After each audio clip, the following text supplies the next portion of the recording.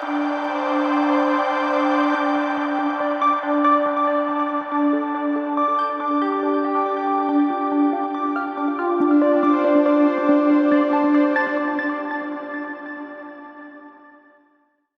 The Lord. സ്വർഗീയ സന്ദേശം എന്ന പ്രോഗ്രാമിലേക്ക് എല്ലാവർക്കും സ്വാഗതം. പ്രിയ ദൈവമക്കളെ, ഇന്നത്തെ എപ്പിസോഡിൽ ഞാൻ നിങ്ങളുമായി പങ്കുവയ്ക്കുന്ന വിഷയം വിശ്വാസം അത്ഭുതങ്ങളെ സൃഷ്ടിക്കും. അപ്പോസ്തലപ്രവൃത്തി 14-ാം അധ്യായം അതിൻ്റെ 10-ാമത്തെ വാക്യം ഇങ്ങനെയാണ്: നീ എഴുന്നേറ്റ് കാലൂന്നി നിവർന്നു നിൽക്കാം. ഈ ദൈവശബ്ദം അപ്പോസ്തലനായ പൗലോസിൻ്റെ വായിൽ നിന്നും പുറപ്പെടുന്ന തിരുവചനത്തിൻ്റെ ശബ്ദമാണ്. നീ എഴുന്നേറ്റ് കാലൂന്നി നിവർന്നു നിൽക്കാം. AD 61-ലാണ് അപ്പോസ്തലപ്രവൃത്തി എന്ന പുസ്തകം എഴുതുന്നത്, തിരുവചനങ്ങൾ എഴുതുന്നത്. റോമിൽ വെച്ചാണ് ഇത് എഴുതപ്പെടുന്നത്. ഈ പുസ്തകം, ഈ തിരുവചന ഭാഗം അപ്പോസ്തലപ്രവൃത്തികൾ എഴുതിയിരിക്കുന്നത് വൈദ്യനായ ലൂക്കോസാണ്. ഇദ്ദേഹം യേശുവിൻ്റെ ഒരു ശിഷ്യനും അതുമാത്രമല്ല അപ്പോസ്തലനായ പൗലോസിൻ്റെ സ്നേഹിതനും സഹയാത്രക്കാരനുമാണ്. തൻ്റെ ഈ ലൂക്കോസ് എന്ന ദൈവഭക്തൻ്റെ ജോലി വൈദ്യനായിരുന്നു. എന്നാൽ കർത്താവിനെ അറിഞ്ഞ് സത്യം മനസ്സിലാക്കി ദൈവത്തിനു വേണ്ടി താൻ ശക്തമായിട്ട് ദൈവരാജ്യത്തിന് വേണ്ടി നിൽക്കുവാനിടയായി 84 വയസ്സുവരെ ഈ ഭൂമി ജീവിച്ചിരുന്ന കർത്തൃവേലയെ പൂർത്തീകരിച്ച് നിത്യതയിൽ ചേർക്കപ്പെട്ട ഒരു ഭക്തനാണ് വൈദ്യനായ ലൂക്കോസ്. ഇദ്ദേഹം, ഈ ദൈവപുരുഷൻ വിവാഹം കഴിഞ്ഞിട്ടില്ല. പക്ഷെ തൻ്റെ അവസാന നിമിഷം വരെയും ദൈവത്തിൻ്റെ സന്നിധിയിൽ വിശ്വസ്തയോടുകൂടെ നിൽക്കുന്ന ഒരു ദൈവഭക്തനായിട്ടാണ് തിരുവചന ഏടുകൾ നമുക്ക് കാണുവാൻ കഴിയുന്നത്. അപ്പോസ്തലപ്രവൃത്തികളും ലൂക്കോസ് വിശേഷവും എഴുതിയിരിക്കുന്ന വൈദ്യനായ ലൂക്കോസാണ്. നമ്മൾ ഇന്ന് ചിന്തിക്കുന്നത് വിശ്വാസം അത്ഭുതങ്ങളെ സൃഷ്ടിക്കും. അപ്പോസ്തലനായ പൗലോസിൻ്റെ വായിൽ നിന്നും പുറപ്പെടുന്ന വാക്കുകൾ അവിടെ ഒരു അത്ഭുതം സൃഷ്ടിക്കപ്പെടുകയാണ്. എന്നെ കേൾക്കുന്ന ദൈവമക്കളെ, നമ്മുടെ വായിൽ നിന്നും പുറപ്പെടുന്ന വാക്കാണ് നമ്മുടെ ജീവിതത്തിൽ അത്ഭുതങ്ങളെ സൃഷ്ടിക്കുന്നത്. ഒരുപക്ഷെ സാഹചര്യമല്ല നമ്മെ വിടുവിക്കുന്നത്, മറിച്ച് ദൈവത്തിൻ്റെ കരമാണ് നമ്മെ വിടുവിക്കുന്നത്. സാഹചര്യം വെച്ച് നോക്കുമ്പോൾ ഒരിക്കലും പ്രതീക്ഷയില്ല.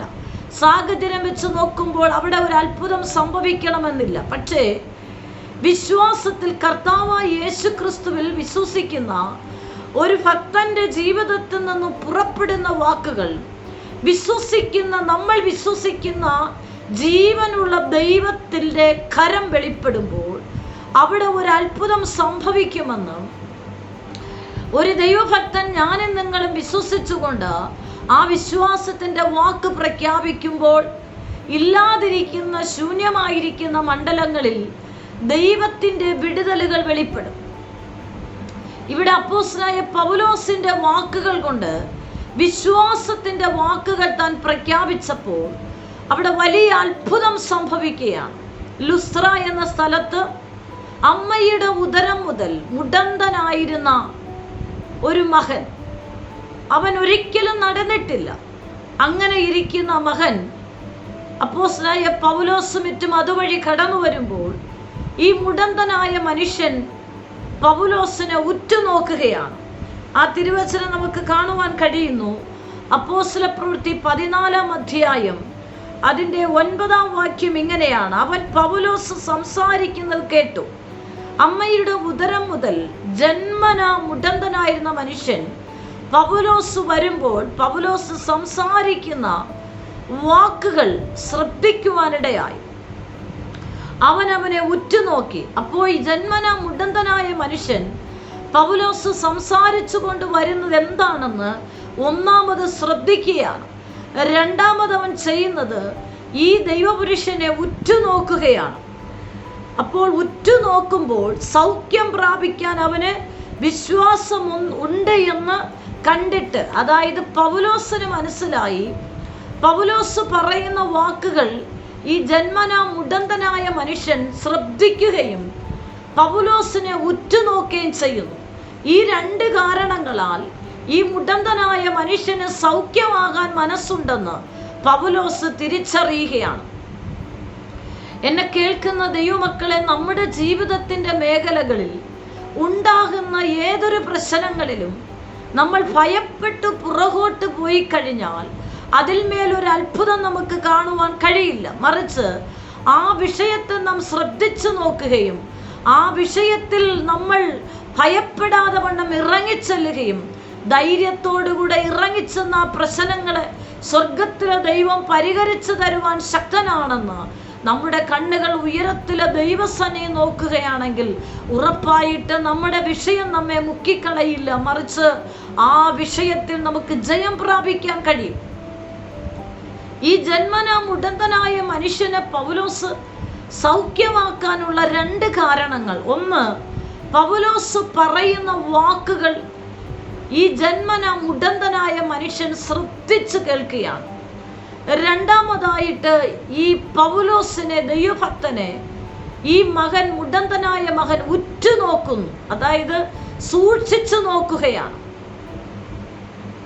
അപ്പോൾ പൗലോസിന് മനസ്സിലായി ഇവനെ സൗഖ്യമാകാൻ മനസ്സുണ്ട്, അതുകൊണ്ടാണ് ഈ മകൻ എന്നെ ഉറ്റുനോക്കുന്നത് എന്ന് മനസ്സിലാക്കിയ ശേഷം നമ്മൾ 14-ന്റെ 10-ാമത്തെ വാക്യം നമ്മൾ പ്രാരംഭത്തിൽ വായിച്ചു. ഇത് കണ്ടിട്ട് പൗലോസ് തൻ്റെ വായിൽ കൂടെ ദൈവം കൊടുത്ത വാക്കുകളെ വിശ്വാസത്തോടെ ജന്മന മുടന്തനായ ഈ മകനെ നോക്കി പൗലോസ് പ്രഖ്യാപിക്കുന്നു, വചനം വിളിച്ചു പറയുകയാണ്, വിശ്വാസത്തിന്റെ വാക്ക് പ്രഖ്യാപിക്കുന്നു. ഇങ്ങനെയാണ്, നീ എഴുന്നേറ്റ് കാലൂന്നി നിവർന്നു നിൽക്കുക എന്ന് ഉറക്കെ പറഞ്ഞു. അവൻ കുതിച്ചെഴുന്നേറ്റു നടന്നു. ആമേൻ. എന്നെ കേൾക്കുന്ന ദൈവമക്കളെ, വിശ്വാസമാണ് ഒരു വ്യക്തിയുടെ ജീവിതത്തിൽ അത്ഭുതങ്ങളെ സൃഷ്ടിക്കുന്നത്.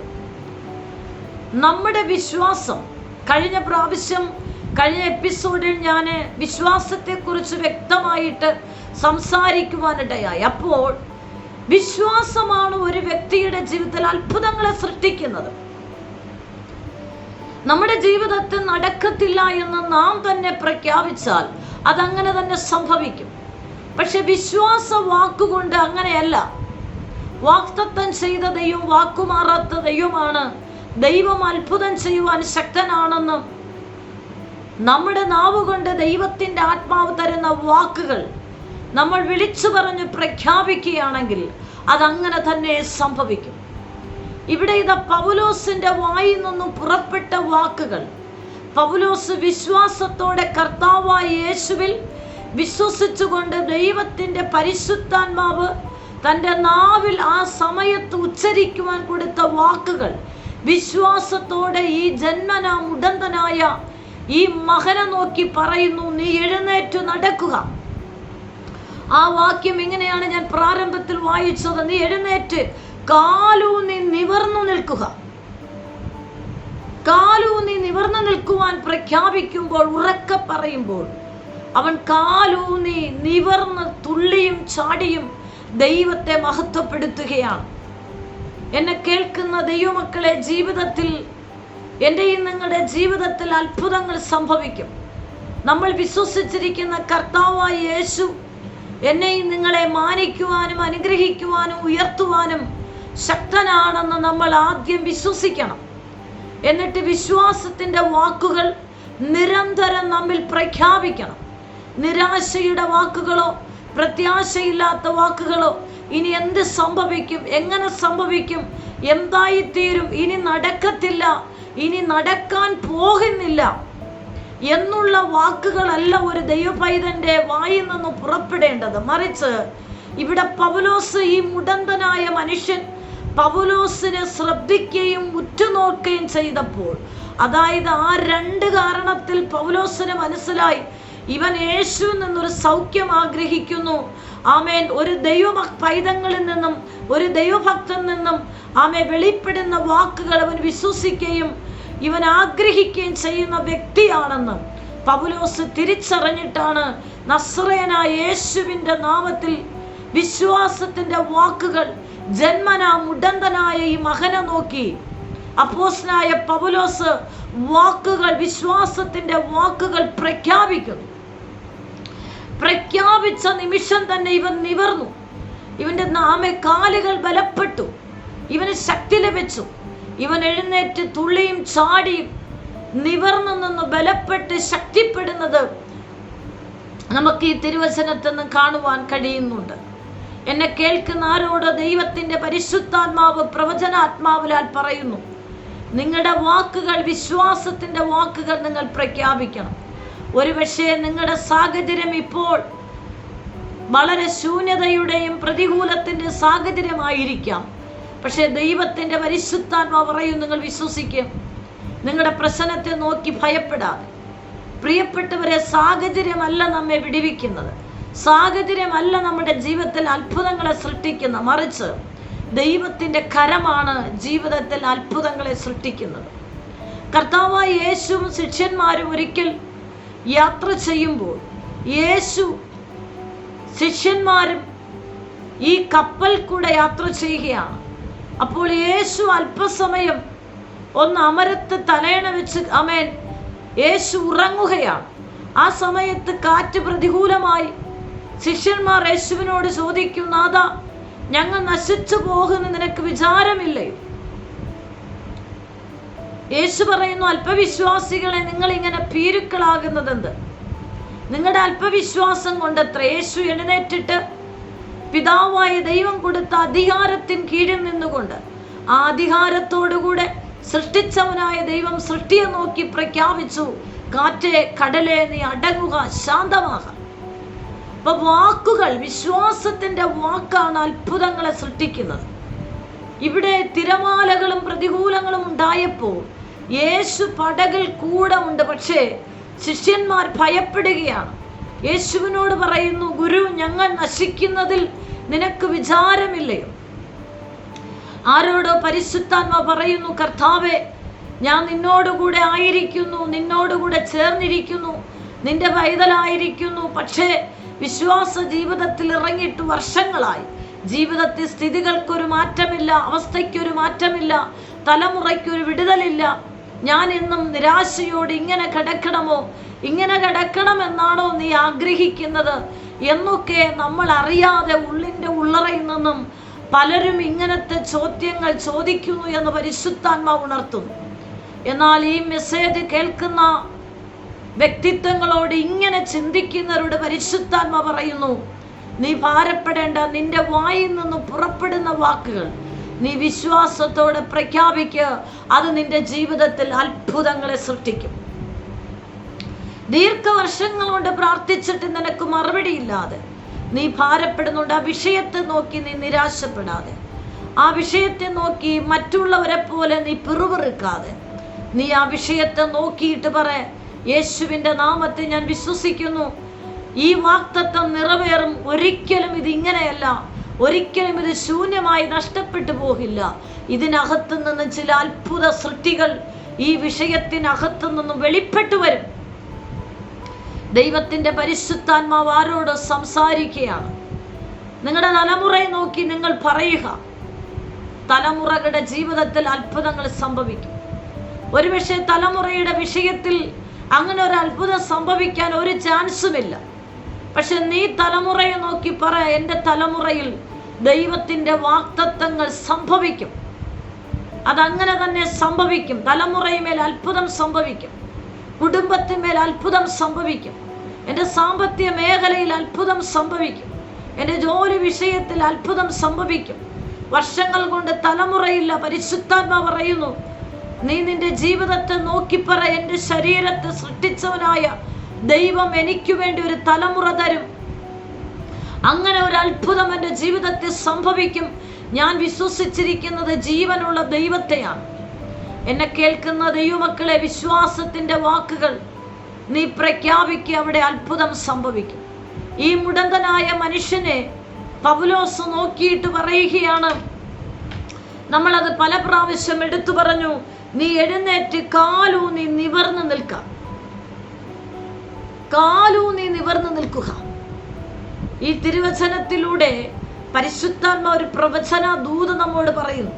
വിശ്വാസ ജീവിതത്തിൽ ആദ്യം ഉറയ്ക്കുക, വചനത്തിൽ ഉറയ്ക്കുക, പ്രാർത്ഥനയിൽ ഉറയ്ക്കുക, ആത്മാവിൽ ബലപ്പെടുക. നമ്മൾ ആത്മാവിലും വചനത്തിലും പ്രാർത്ഥനയിലും വേരൂന്നി ഉറച്ചു കഴിയുമ്പോൾ പരിശുദ്ധാത്മാവ് നമ്മെ നിവർന്നു നിൽക്കുവാൻ സഹായിക്കും. അതായത് പ്രശ്നത്തിന്റെ നടുവിൽ നീ തലകുനിച്ചായിരിക്കാം നടക്കുന്നത്.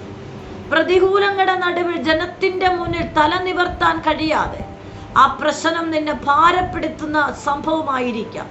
പക്ഷെ പരിശുദ്ധാത്മാ പറയുന്നു, നീ കർത്താവിൽ അടിയുറച്ചു നിൽക്കുക. കർത്താവിൽ നീ വിശ്വസിച്ച് നിവർന്നു നിൽക്കുക. പ്രാർത്ഥനാ ജീവിതത്തിൽ നീ ബലപ്പെടുക.